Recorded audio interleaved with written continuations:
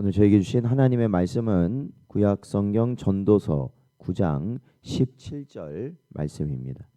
저희들 함께 봉독하겠습니다.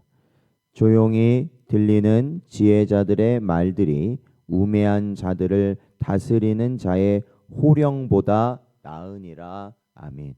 기도하겠습니다.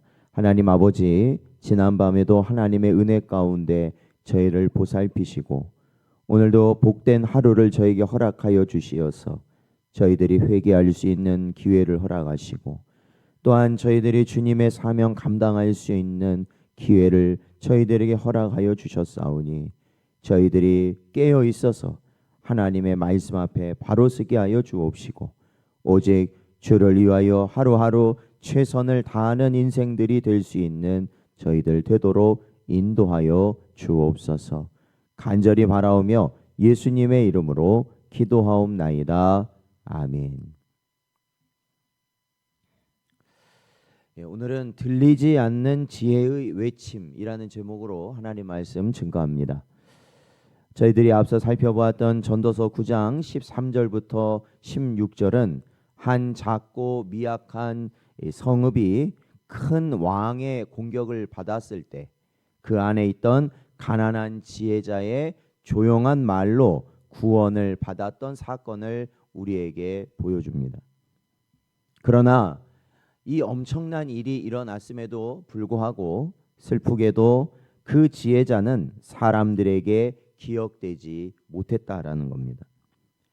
이 본문은 지혜가 얼마나 위대한 힘인지를 보여주면서도 동시에 세상이 얼마나 그 지혜를 쉽게 잊어버리는가라는 것을 또한 우리에게 동시에 보여줍니다.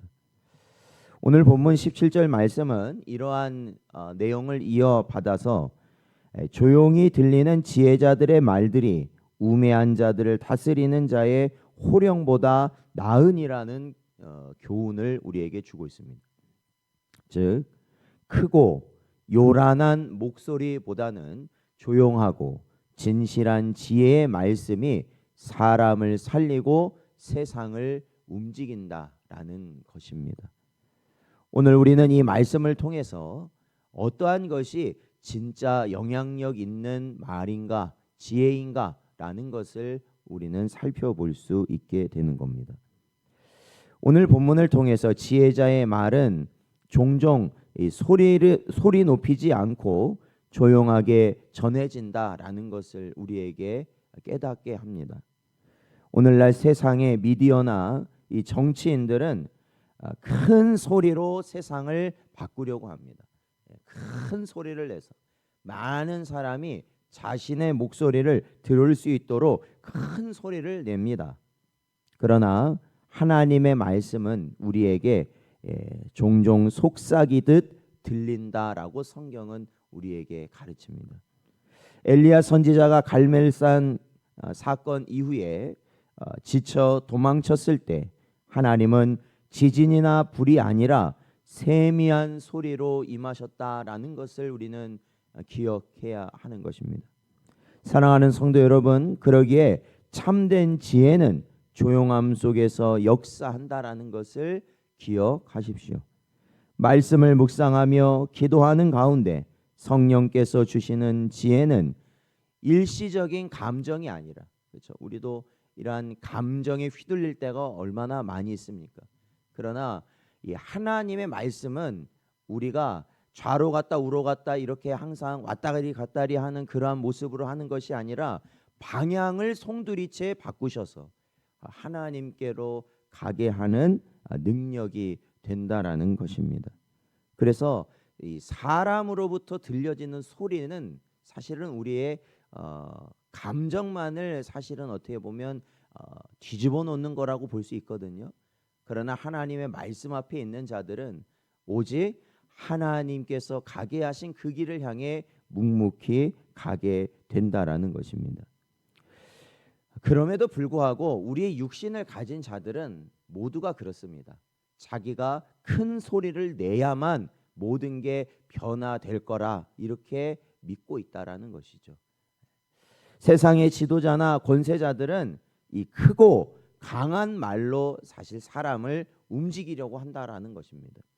그러나 그것은 단기적이고, 그러니까 순간 그래요. 그러니까 여러분도 아시겠지만 이게 소리 지르면요, 순간 멈칫하고 순간 말을 듣는 것 같이 보입니다. 그러나 여러분, 이 장기적으로는 그것이 하나도 먹히지 않는다라는 겁니다. 그리고 이 소리를 지른다는 건 또한 어떠한 것을 갖고 있냐면 폭력을 갖고 있다라는 거예요. 소리를 지른다는 건 폭력, 그리고 상대방을 억압하겠다라는 것을 갖고 있다라는 겁니다. 잠언서 29장 11절은 이렇게 말합니다. 어리석은 자는 자기의 노를 다 드러내어도 지혜로운 자는 그것을 억제하느니라 말씀하고 있어요. 어리석은 자는 어떻다고요? 자기의 노를 다 드러냅니다. 뭐 속상하면 속상하다, 뭐하면 뭐하다, 뭐 다 드러내버립니다. 그러나 그것은 아무에게도 유익이 없거든요. 그러나 오히려 지혜로운 자는 어떻습니까?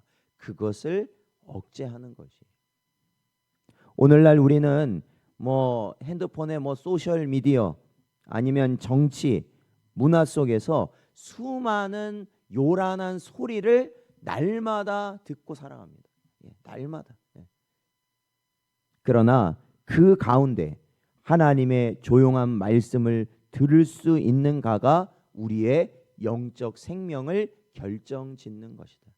그러니까 이렇게 막 소란스러운 세상 가운데서도 하나님이 우리에게 말씀하시는 세미한 말씀을 들을 수 있는가가 결국 바른 길을 가는 길이 된다라는 것이죠. 고린도전서 1장 18절 말씀은 이렇게 말하고 있습니다. 십자가의 도가 멸망하는 자들에게는 미련한 것이요 구원을 받는 우리에게는 하나님의 능력이라. 사도 바울이 우리에게 가르친 말씀이죠. 그렇습니다. 오늘날 세상은 어떠한 소리에 민감합니까? 어디 가면 돈을 잘 번다, 어디 가면 뭐가 좋다, 뭐가 맛있다, 뭐가 편하다, 뭐가 즐겁다, 이러한 것에 세상은 온통 온갖 소리로요, 무슨 말인지도 모르는 그러한 소리로 우리를 현혹한다라는 것이에요. 그러나 세상은 무엇에 대해서는 귀를 닫고 있습니까? 십자가의 도에 대해서는 아주 관심이 없습니다. 심지어는 이 교회를 다니는 성도들조차도 예수님의 이름은 말하지 말래요. 그거 모르는 거 아니래요. 그거는 나한테 말하지 말고 나 힘든 거 그거 얘기하자고 그러더라고요. 그러나 여러분, 우리가 무엇을 가지고 염려하고 근심하고 걱정하든지 간에 예수의 이름으로 회복되는 줄로 믿습니다. 사실 그게 진리잖아요. 근데 요즘 성도들은 그런 말 듣기 싫어한단 말입니다. 이 얼마나 안타까운 상황이에요. 자기 말 들어달래, 자기 말.